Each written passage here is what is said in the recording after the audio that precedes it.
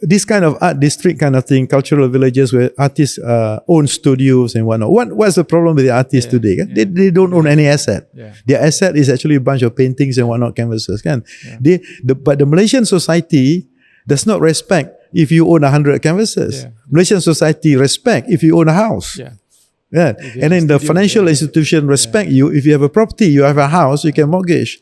And then raise that money to go and buy more canvases. But if you don't have a house, you don't have any asset, the Malaysian financial institutions do not accept artworks as collateral. Maybe only 3 or 4 artists in the country can be collateralized. Yeah, so so which is why it's very important to write about the artists, because then there is a reference material for this young investment banker or young credit officer in a Maybank will say, oh, there are 10 articles about Latif Muhyiddin. Okay, maybe he's worth a few $100,000. Yeah. You look at the auction market, the price discovery, okay, he's $400,000. Okay, I give this guy a loan for $300,000. Yeah. So there is some kind of valuation of it. Yeah. But if you don't write about the artists, how do you know? Yeah, I was getting into that because one time when I was running Gallery Chandan, financing is difficult. Yeah, they cannot find a way. And I was talking to my creative ventures. They were trying to figure out a way to finance art ventures. But you can't escape from the collateral type of financing. Yeah, you can't escape. So you can't escape because the banks don't accept paintings as collateral. Yeah. The insurance company don't want to insure a painting. Exactly, so your collateral, your canvas of few $100,000 worth is for the financial industry is worth nothing. Yeah, so this is the problem, kan? So the Madani government should take this role?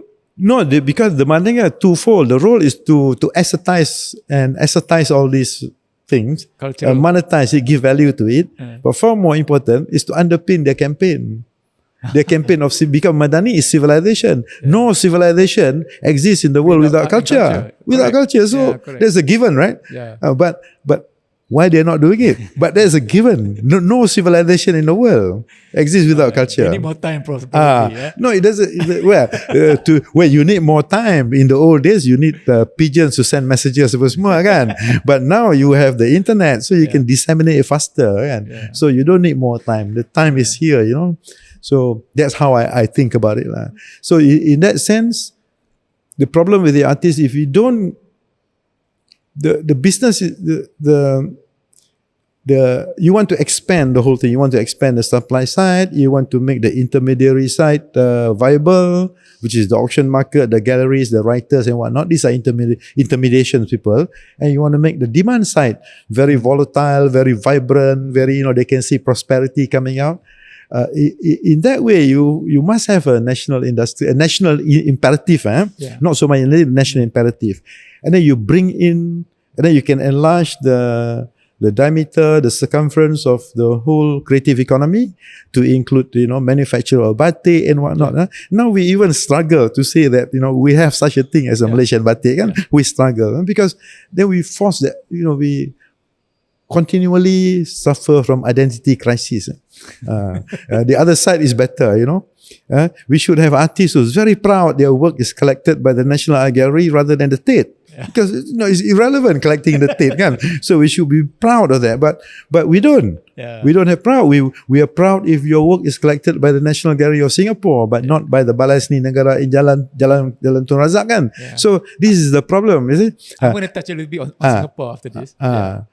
I'm guilty also of that. I like to sell to the National Gallery of Singapore across the causeway because it gives the artists that are represented their work a kind of validation, across the causeway, kan? Yeah. But why they're doing it. Yeah. They're doing it for their own reason. But if the collecting budget of the National Gallery, Balai Seni Negara, which is the main functional role of Balai Seni is a repository. Yeah? A repository means is to keep and also acquire more. Yeah. Keep acquiring more. If their budget is roughly the same year in, year out, they're not going to buy it. They very little scope for them to actually acquire new things. Yeah. I mean, that's basically a problem. So there is no. If you produce good work, you want the ideal situation is this: you produce good painting, produce a good art object, a good sculpture or whatever. There's there is an invisible underwriter ready to take it off your hands, right? You know that. I mean, that's how the stock market is, lah. If you want to IPO your shares, you know there's an underwriter. You know somebody's going to take it off your hands. So artist should be like, the art should be like that. I mean, I know I produce a good sculpture. I can put it in my studio, and I know there'll be people queuing up through my through all the galleries to have first right of refusal, to do it. That's how it should work. And the first right of refusal should be with the institution. But if the Malaysian institution today are very reluctant to buy art, then the future is not that great. Not that great.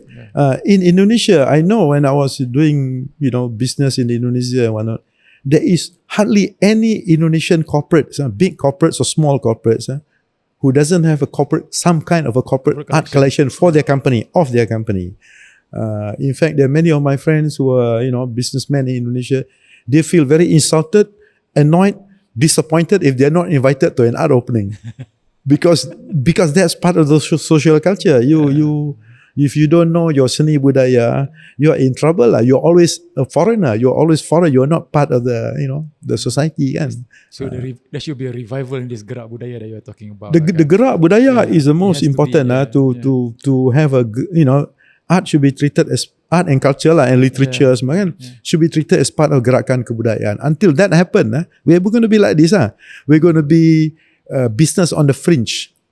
Business for fringe pun pleasure for a while only. I think fringe business lah. $200 million is a 200 million ringgit turnover, annual turnover a year. It's a fringe business. I mean, come on. The guy selling coffee downstairs, they make more. Their universe is much bigger than fine arts. Much bigger than fine arts. Much bigger than arts and literature. And Zeus Coffee, they're going to IPO for 1 billion ringgit. Much bigger. They sell coffee only, So can you imagine? So the challenge is for the government to bring this. If they don't bring this up, they don't get the gerak kebudayaan coming up. I'm sorry. We still be, the country will be in the fringe. The country will just become a small foundry for microelectronic chips industry. That's all. Maybe we can talk a little bit more about the ecosystem kan. My understanding is if it's an ecosystem, it is self-sustainable. So when we say that even an artist that comes out from art school kat Malaysia ni pun tak sure whether they can have an art career, that means there's a gap in the ecosystem. I mean, all start with education. Like childhood education, it start with 3 years, 5 years and whatnot. The age 3, age 5, those are critical years. And then you go to primary school. And by then, the parents more or less have relegated a little bit of their responsibility or abdicated a little bit to the teachers, to the system. So this is very important. Art teaching, you have to look at the education. The big criticism in the now is that who enter the art schools. I can only take from ITM. I mean, the top students in the class doesn't really get to art school, because they don't. So normally you go to the arts class because of the emphasis on science, technology, and whatnot. So you ended up being a big player in your year at class. So, but that's okay. But that's normal in most countries in the world, everywhere in the world. But the education in Malaysia, art education now is there is lack of heterogeneous. It's very almost mono thing, because in ITM, I would imagine majority of the lecturers were students there at the same time. And then we've gone to 2 or 3 generations of graduates from ITM who ended up teaching in their own school. And they themselves may have gone overseas and whatnot, further education overseas, and they came back to teach. Fair enough. That's the trajectory of to be a teacher, to be a lecturer at the university. But what we have now is by doing that, what happens is that it evolves into heterogeneity. Everybody is thinking the same way. Yeah. The way of saying, the way of looking at things, the way of creating. What can some, I think, from what I've seen over the last 10 years, it's clearly obvious that the teachers and the lecturers were building perimeters, perimeter fencing, what the students can do and what cannot do. So in that sense of, unfettered freedom of thinking and whatnot is actually curbed, and the students themselves undergone a kind of self-censorship, right? Which is not so great. Not so great. So what happens in that situation? The output, at the output end, when they finish off the university, they will get into a kind of mass thinking masalah, more people, everybody thinking like that. Semua orang cakap macam tu. Then the other get into a situation of mediocrity.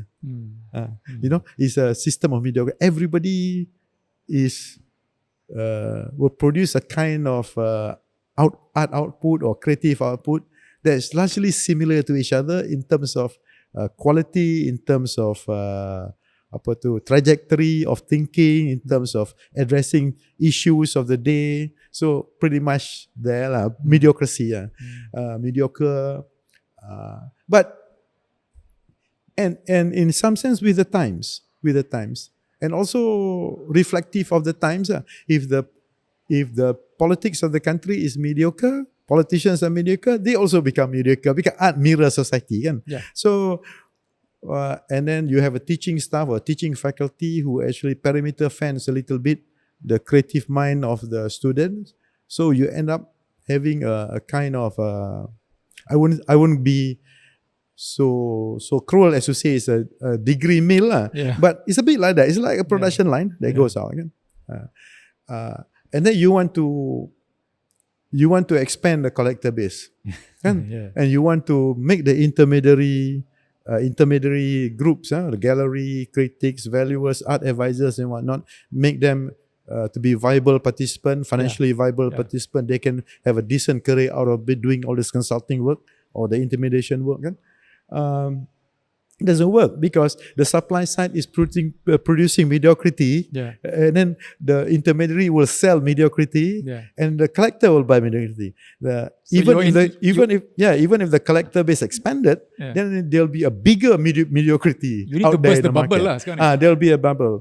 So you ended up buying the same things of the same standard. There's nothing. So this is the danger. The danger is actually because, again, you go back to education. And then because nobody criticized along the way. Nobody say, the popular work is actually terrible work. Nobody says that because you don't want to hurt people. And in a society that is to deny itself from criticism is always a hollow society. Emperor with a bit of a naked emperor, with no clothes on. So these are the things that happen. So we need to disrupt this lah, kan? Disrupt this is strange, because again, I don't really like this central command government telling us what to do. But in our situation now, we need the government to develop a scheme to assist and not to assist, to actually lead the creative industry. Otherwise, it's just going to be like that. We have to, for one of a better word, one of a better strategy, we just have to emulate Korea. I mean, pick them up because, we used to beat them in football, so it's quite good to learn something from them. So it's okay to go to Deng Xiaoping because you can say China's got money, lots of money, and China want to export soft power again. Like I always say to my gallery manager and my friends, you will never see Deng Xiaoping or Xi Jinping sign a piece of document or meet a foreign minister or something without a huge painting at the back of him.